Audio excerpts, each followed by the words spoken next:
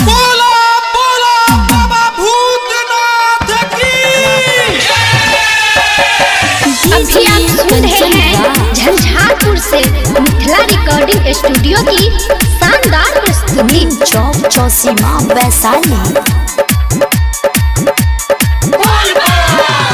झंझारपुर सह गेरुआ रंग सरिया मंगैबै गे ना ये सखी सरिया मंगैबै गे ना। झंझारपुर सह गेरुआ रंग सरिया मंगैबै गे ना ये सखी सरिया मंगैबै गे ना।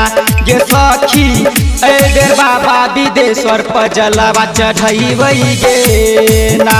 ये सखी ए बेर बाबा विदेश्वर पर जलवा चढ़ैबै गे ना। झंझारपुर सह गेरुआ रंग सरिया मंगैबै गे ना। ये सखी सरिया मंगैबै गे ना। ये सखी ए बेर बाबा विदेश्वर पर जलवा चढ़ैबै गे ना। ये सखी ए बेर बाबा विदेश्वर पर जलवा चढ़ैबै गे ना।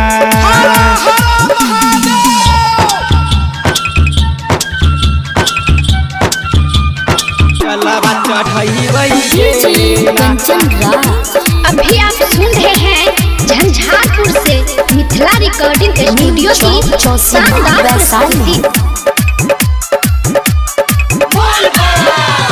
कमला जी में अइ बेर हम जलवा उठैबै गे ना।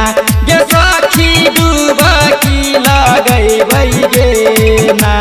कमला जी में अइ बेर हम जलवा उठैबै गे ना।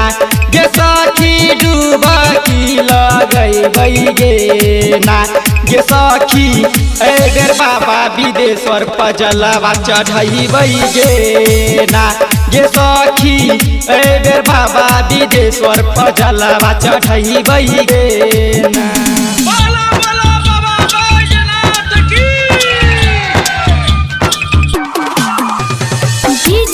कंचन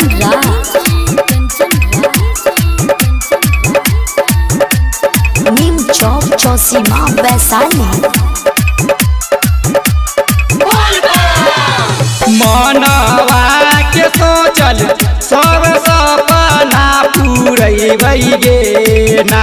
ये सखी सपना पूरैबै गे ना। मनवा के सोचल सब सपना पूरैबै गे ना। ये सखी सपना पूरैबै गे ना। ये सखी ए बेर बाबा विदेश्वर पर जलवा चढ़ैबै गे ना। ये सखी ए बेर बाबा विदेश्वर पर जलवा चढ़ैबै गे ना। मनवा के सोचल सब सपना पूरैबै गे ना। ये सखी सपना पूरैबै गे ना। ये सखी ए बेर बाबा विदेश्वर पर जलवा चढ़ैबै गे ना। ये सखी ए बेर बाबा विदेश्वर पर जलवा चढ़ैबै गे ना। प्रेम से बोलो शिव शंकर भगवान की।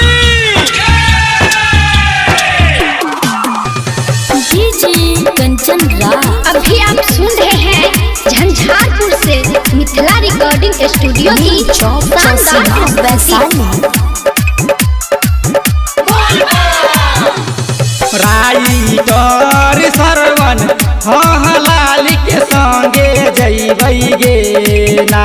ये सखी शिवा के संगे जैबै गे ना।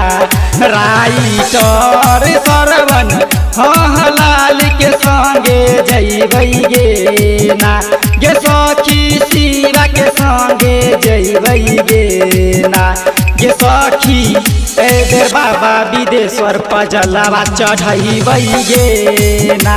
यो बाबा राम सागर का आगे हम बढ़बियो ना। राय राइटर सरवन लाल के संगे जइबै गे ना गे सखी शिवा के संगे जइबै गे ना गे सखी ए बाबा विदेश्वर पर जलवा चढ़ाइबै गे ना गे सखी ए बाबा विदेश्वर पर जलवा चढ़ाइबै गे ना।